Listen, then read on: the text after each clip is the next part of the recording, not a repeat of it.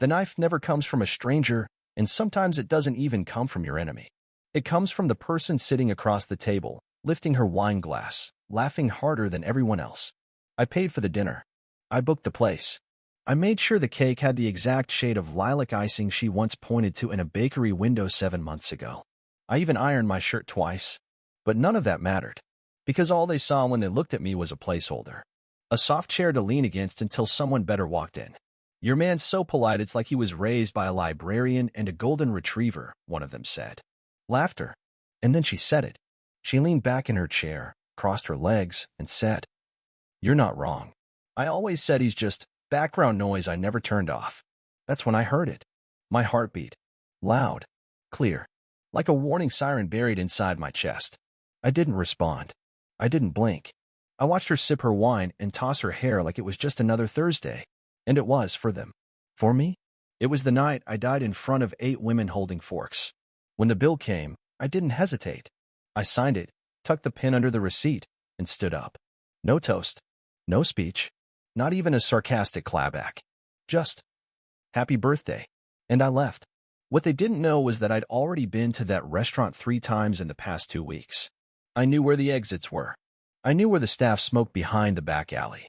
I knew the valet's name. I'd prepared for the evening. What I hadn't prepared for was the hollow ringing in my ears when I got into my car. It wasn't sadness. Not yet. It was numbness. The kind that settles in after an accident, when your body's in shock and your brain is still trying to figure out if this is really happening. But that numbness didn't last long, because by morning, I'd be wide awake. By morning, they'd all be calling. Calling, texting, panicking, not because they missed me, not because they were sorry. No, they were calling because someone at that dinner let something slip after I left. And the lie they had all helped cover up was now unraveling in front of everyone. I hadn't even turned off my alarm when the first call came through. It was 6:17 a.m. A number I didn't recognize. Declined it. Another one popped up 2 minutes later. Same area code. Declined again. I lay there staring at the ceiling, Stanley breathing steadily at my feet, unaware that his world was tilting along with mine. By 6:30, my phone was vibrating so much it slid off the nightstand. 5 calls. Then 8. 12. By 7 o'clock, I had over 20 missed calls and a dozen texts, none from Nadine. Only from her friends. People I barely knew. People who treated me like a speed bump the night before. At first, I assumed they were reaching out to do damage control. To say, "We went too far," or "She didn't mean it like that." I even expected one of them to ask if I'd cancel the card I used to pay the bill, some petty, deflective nonsense. But when I finally opened one of the messages, it didn't say sorry. It said, "Everett, please, don't post anything. She's freaking out." Post what? I hadn't said a word. Not online. Not to anyone. I hadn't even looked at my wife's social media. But that message? It was like a needle to the chest, because it told me they were afraid, which meant they had something to be afraid of. I got up slowly. My shirt from last night was still draped over the arm of the couch. I picked it up, smelled the faint scent of her perfume on the sleeve. She hugged me once before the guests arrived. A guilt hug. That much was clear now. I threw it in the laundry bin and walked to the kitchen. I needed coffee. I needed something to keep my hands busy while my brain tried to assemble whatever puzzle they thought I had already solved. 10 minutes later, while my machine groaned and hissed, my phone buzzed again. It was Nadine's sister. I let it ring, but her voicemail came through. "Hey, Everett. I don't know what's going on, but Nadine said you found something. Or heard something? She's spiraling. She won't leave the hotel room. Just, please call me. Please don't do anything rash." The hotel room. So she was still there, not even bothering to come home. And now suddenly, everyone was acting like I had them on a leash and my finger was on the trigger. I still didn't know what they were talking about. But I did know one thing. Last night, when I left that restaurant, I didn't just walk out quietly. I had pulled something from my jacket pocket before I left. Not in protest. Not in malice. Just instinct. I had grabbed the server's bill copy by accident, the merchant slip. It was crumpled in my coat this whole time. I remembered now, because while I was waiting for the valet, I had opened it, thinking it was my copy. That's when I saw the handwritten note at the bottom in small, hurried script. It read, "Table 9, Nadine plus Kevin room comp by MGR per request." I stared at it now, in my kitchen, steam rising off my coffee. Kevin? Comp by the manager? My heart dropped. Kevin wasn't anyone I knew, but I recognized the name. Nadine had mentioned to Kevin once, just in passing. Oh, Kevin from logistics brought in donuts. Kevin thinks I should try boxing. Nothing serious. Just a name floating through our casual conversations over the past year. But why would a restaurant manager comp at dinner, our dinner, under both their names? Unless she had been there with him before. Unless that manager thought Kevin was her partner. Unless this whole reservation had been made using his name, and I had walked in and unknowingly funded a meal on the legacy of her other life. Suddenly, everything tightened. The timing. The looks from the staff. The half-hearted smile the waiter gave me when he asked if we'd be doing the usual tonight. The usual. I didn't say a word. I took my coffee, opened my laptop, and began typing in the name of the restaurant. Found their Yelp page. Found photos. One from 3 weeks ago. A group shot. Taken near the back booth. There was Nadine. And sitting beside her, arm casually thrown along the top of the booth, his hand barely touching her shoulder, a man. Early 40s. Square jaw. Confident smile. Tag. Kevin D. I clicked on the profile. Owner of a local logistics firm. Public page. Married. 2 kids. Church-going. In his recent check-ins? That same restaurant. 3 times in the last 6 weeks. With one comment under a picture. Dinner with N. Redhart. It was posted at 10:44 p.m., the night she told me she was working late, catching up on reports. I felt my stomach twist, but I wasn't angry. Not yet. Just cold. Like every part of me was being packed in dry ice. Because I finally understood why they were calling. Someone at that dinner had slipped up after I left. Maybe it was a joke. Maybe a toast gone wrong. Maybe one of them said Kevin's name by accident. Or maybe Nadine just fell apart under the pressure of pretending. Whatever it was, it cracked the mask. And now? They thought I knew everything. But the truth is, I still didn't know the half of it. They expected me to break, or yell, or go online and explode with screenshots and rants like some reality TV husband clinging to the last thread of dignity. That's what those calls were about, not guilt. Damage control. They needed to know if I'd turned the key yet, if the machine had started, if they needed to run. But I didn't post. I didn't call. I didn't even text her. I waited. Around 10 a.m., I got a knock on the door. Not the hesitant, guilt-wrapped knock of someone coming to explain. No, this one was sharp, like they thought they had a right to be here. I opened the door and found myself staring at Briley. Lipstick still on from the night before. Sunglasses on despite the clouds. She didn't say, hey. Didn't ask how I was. She went straight for it. What did you find? I stared at her. Didn't move. Didn't blink.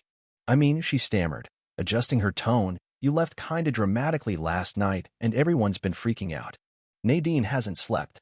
She thinks you might, leak something. Leak what? I said, dead flat. That made her pause. Her jaw tensed. She realized she'd already said too much. I don't know. You just drove here, uninvited, to ask what I might do, about something you won't admit exists. Her face flushed. For the first time since I'd known her, Briley had no snarky comeback. Just silence. I leaned against the doorframe and asked one question.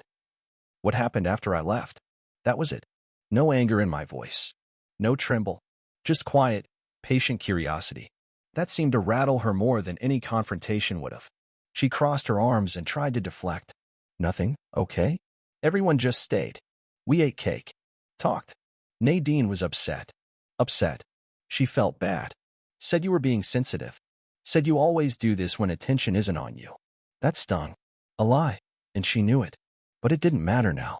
I took out the merchant receipt and handed it to her. Her eyes scanned it. When she reached the Nadine plus Kevin part, her hand jerked slightly. She folded the paper too quickly and handed it back like it burned her fingers. Where'd you get that? It was with the bill. I guess Kevin's a regular. She opened her mouth to deny it but stopped. Something in my voice, or maybe in my complete lack of panic, told her this wasn't a man unraveling. This was a man assembling something. I should go, she muttered, and turned without another word. That's when I knew something for certain. They weren't scared because I was hurt. They were scared because I was quiet. Because for the first time since Nadine met me, I wasn't trying to fix anything. I watched her drive off. Sat back down at the kitchen table. Stanley hadn't moved. Old bones don't chase drama. I scrolled Kevin's Instagram again. Public feed. Business photos, church barbecues, a family trip to Lake Larch. And then a video. Just posted 2 hours ago. A short clip of him laughing with a friend, standing in front of his office. That's when I noticed something in the reflection of the window behind him. A figure. Female. Blonde. Wearing the same jacket Nadine wore last night. Standing too close. Phone in hand. I replayed it. Froze the frame. Enlarged it. Her face wasn't clear, but her posture was. I knew it like I knew the curve of my own signature. That lazy lean, the hand half tucked into the sleeve like she always did when she wasn't sure of something. She hadn't come home. She hadn't even tried to explain. Because she wasn't hiding from me. She was hiding with him. I went upstairs. Opened her closet. Half empty. Not enough to notice at a glance, but a closer look told me she'd packed deliberately. Her favorite sweater? Gone. Her charger? Gone. Even her birthstone necklace, the one I gave her our 3rd year, wasn't on the hook. She had planned to leave. She had made sure I'd be at the dinner. She had made sure I'd pay for it. And then, she just walked out of my life without a word. But the worst part? I would have forgiven her. If she had told me.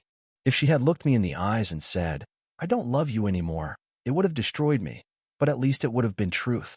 But instead, she laughed at me with her friends, slipped away while I picked up the tab, and now her entire circle was buzzing like frightened bees because they knew the hive was starting to smoke.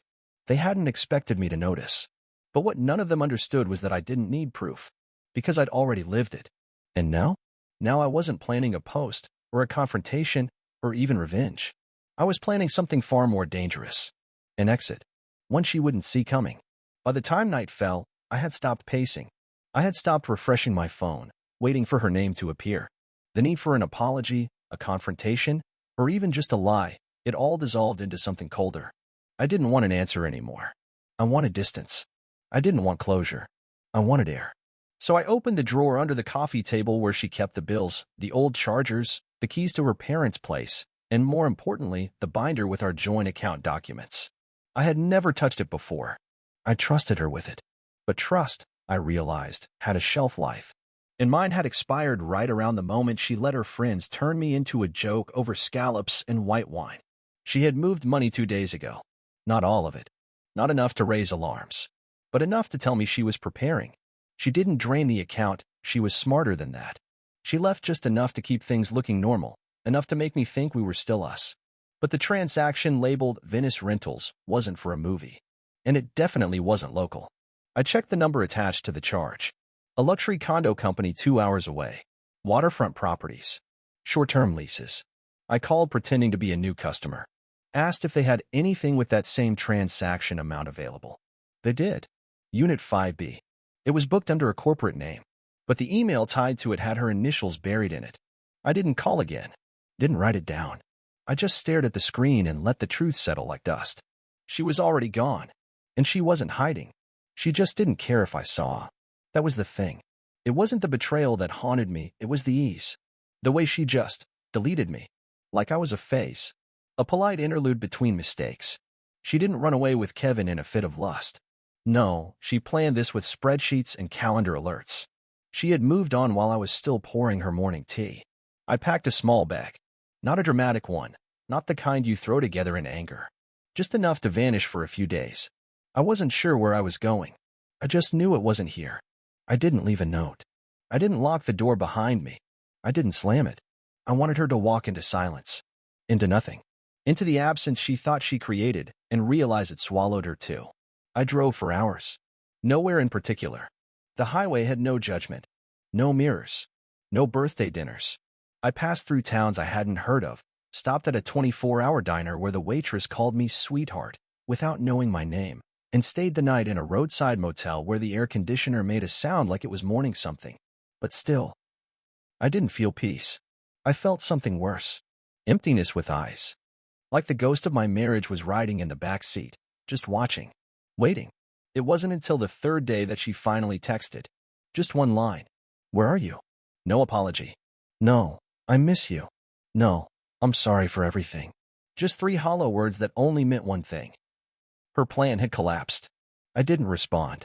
Instead, I turned my phone off and sat on the motel bed, staring at the ceiling fan that wobbled every 4th rotation. I thought about how many times I had driven her to appointments, waited for her outside salons, showed up at her office with lunch, bought her flowers just because. and how many times she'd thanked me with half smiles and distracted eyes. But something happened at night I wasn't expecting.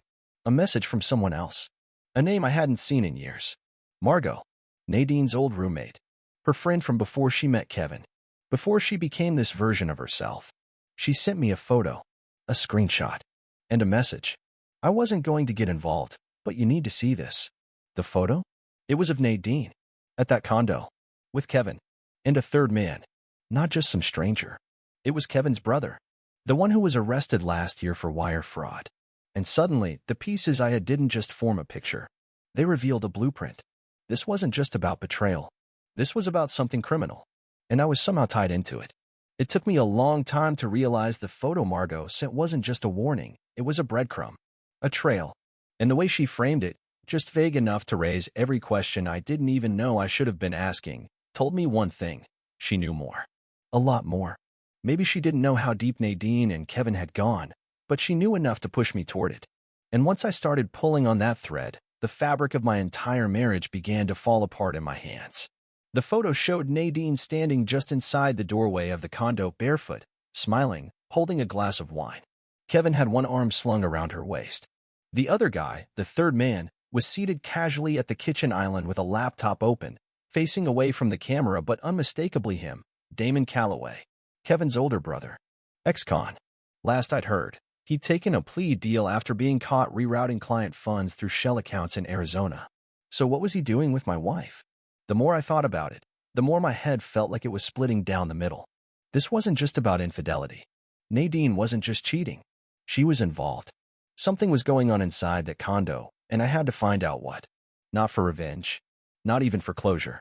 I needed to know whether I was a fool or something worse, a pawn. I called Margot. No answer. Then I tried again. Straight to voicemail. I sent a message, short and careful. Thanks for the photo. If there's more, please don't leave me in the dark. She didn't respond. But an hour later, I got an email. No subject. No text. Just an attachment. It was a scan lease. The luxury condo. But the name on the tenant line wasn't Kevin. It wasn't Nadine either. It was mine. My signature was forged, but it was convincing. The ID number listed matched my old driver's license from before I renewed it last year. The billing address? Our shared home. The attached bank details? The same joint account Nadine had access to. They had used my name to secure the property. They had used my credit to quietly funnel resources into a condo I didn't know existed.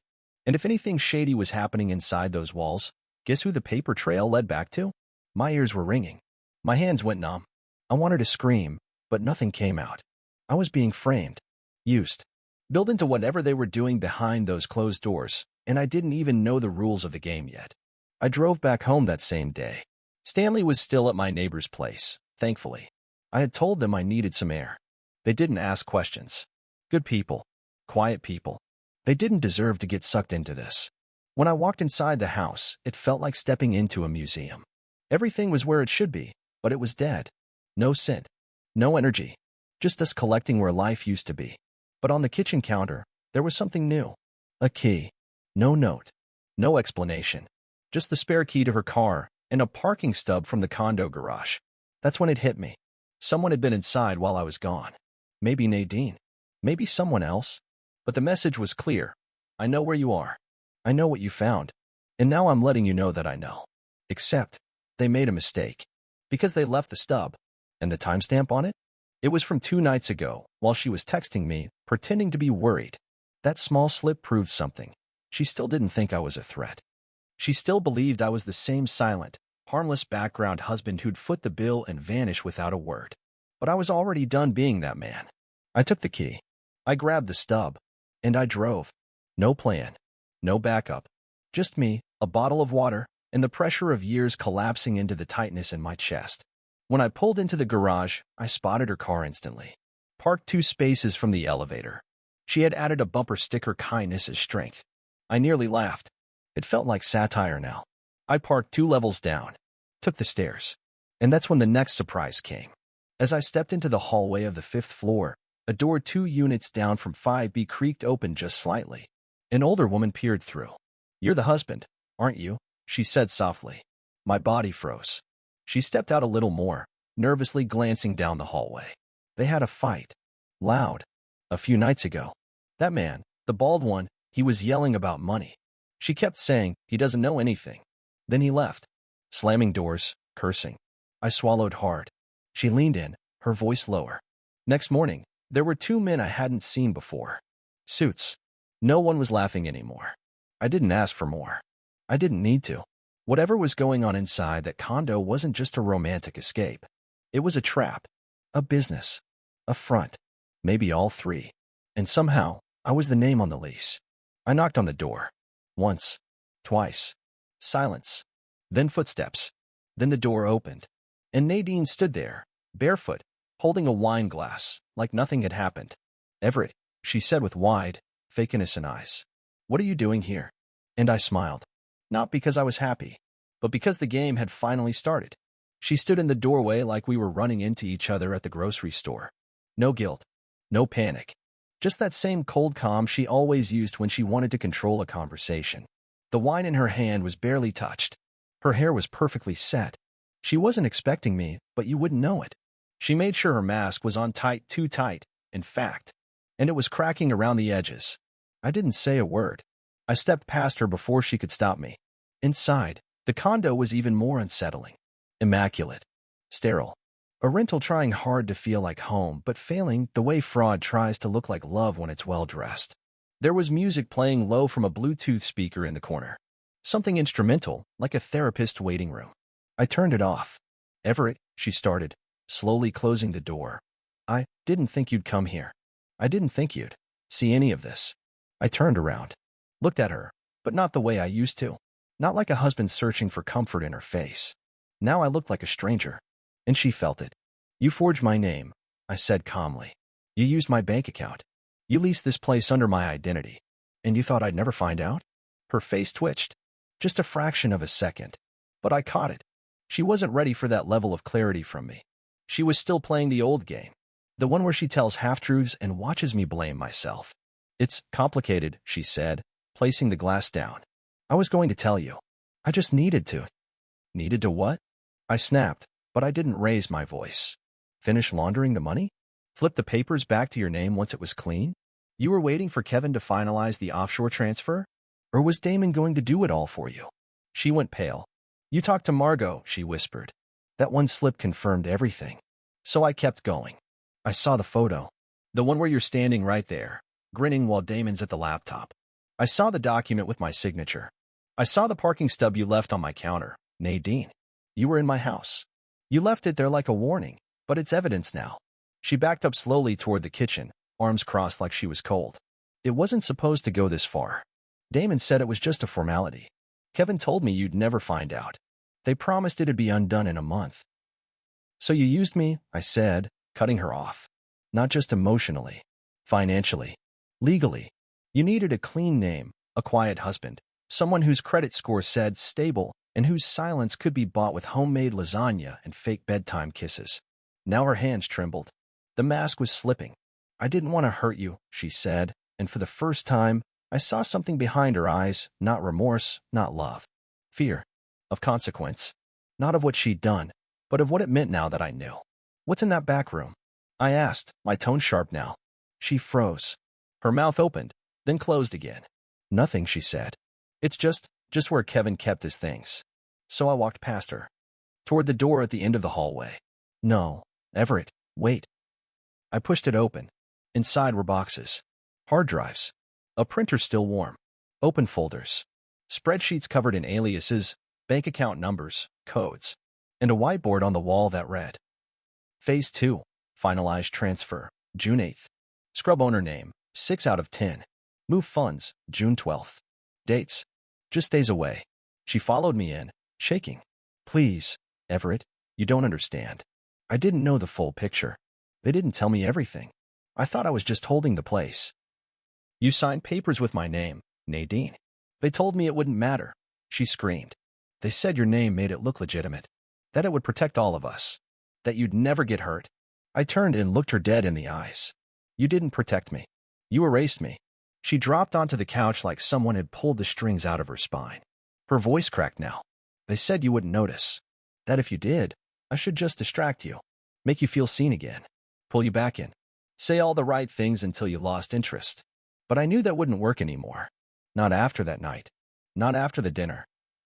I leaned against the wall, arms folded. So why did you come into the house? Why leave the key?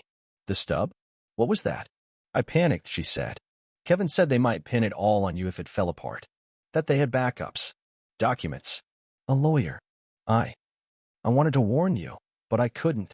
I wasn't supposed to contact you. And that's when it clicked. She hadn't been in control. She wasn't a mastermind. She was an accessory, a willing one, but now she was a liability. Someone else was pulling the strings, and she was already being cut loose.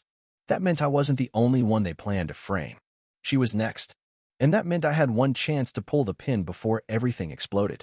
I'm not here to argue, I said, standing tall. I'm here to get my name off those documents. I'm here to burn every trace you all left with me attached to it.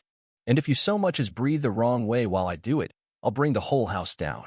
You don't understand, she whispered, her voice trembling now.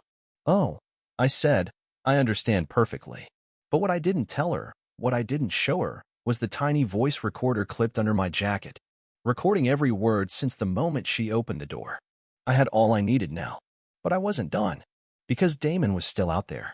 And Kevin? He was about to make one final move, one that would either bury me or set me free. I didn't storm out of the condo like in movies. No slamming doors, no shouting in the hallway. I left the same way I arrived, calm, unreadable, and with my eyes forward. She sat on the couch, frozen, staring at nothing. I think part of her still expected me to come back, to fix it for her like I always did, to be the quiet little husband she could hide behind while her world spun in shadows. But I wasn't coming back.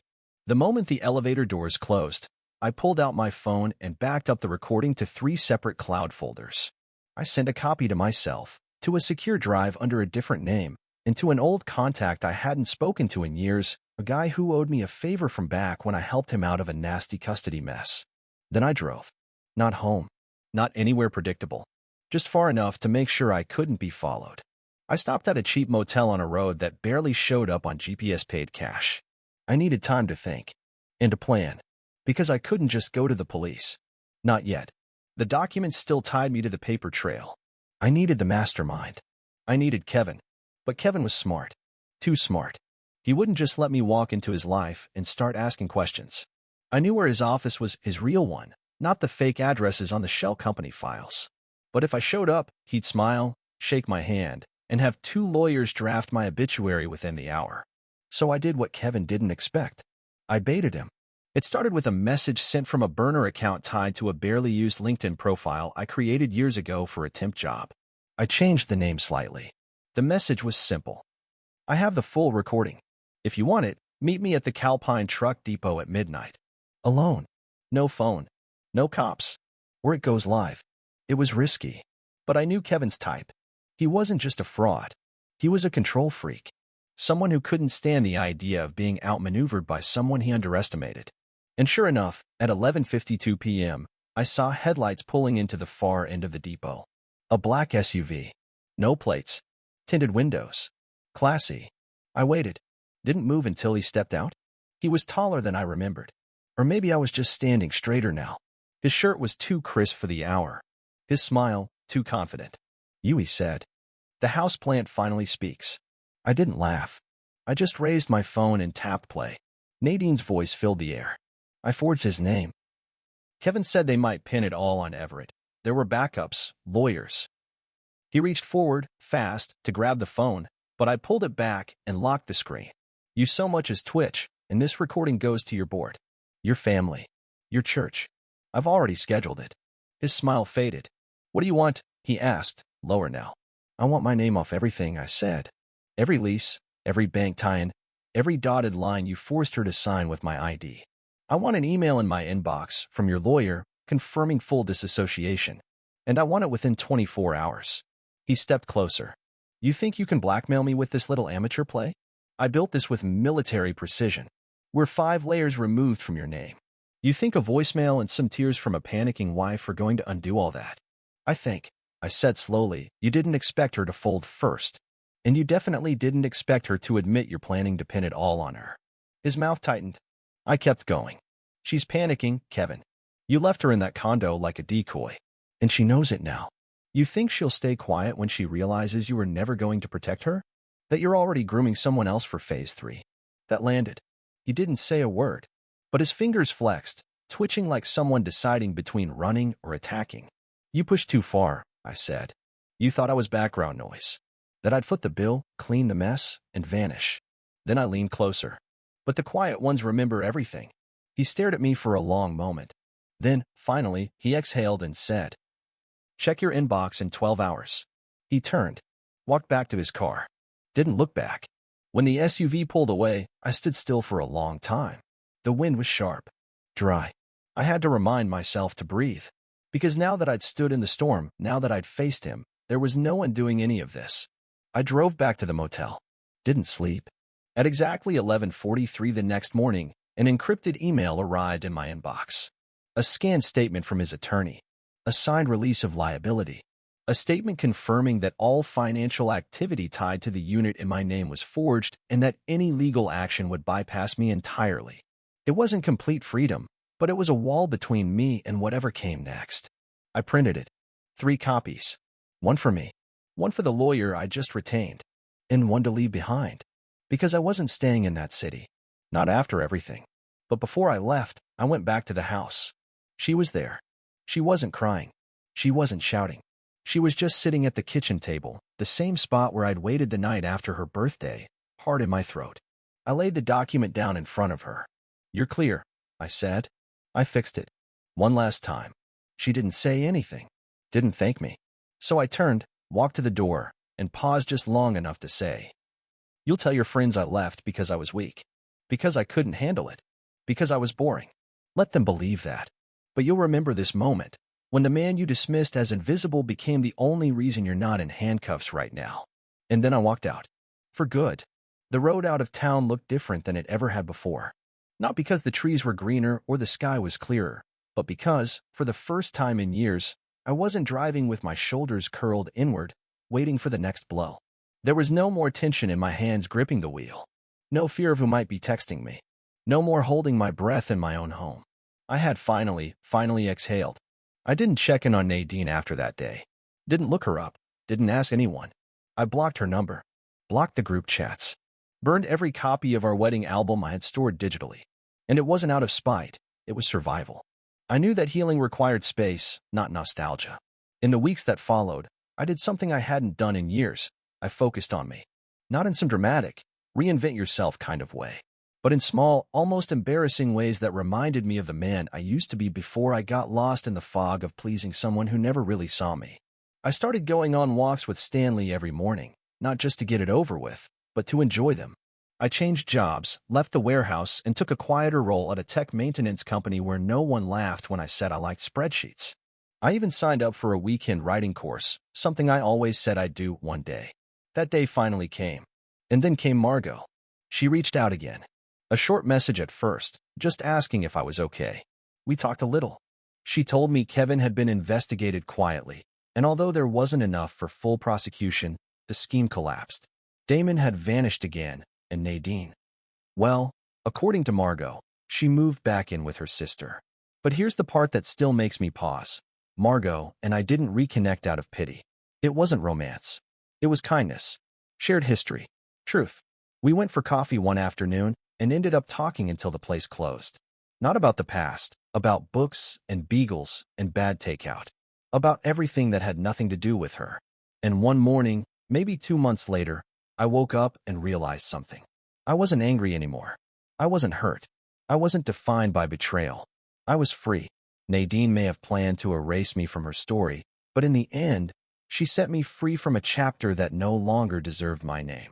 She took my trust and broke it, but she couldn't break me.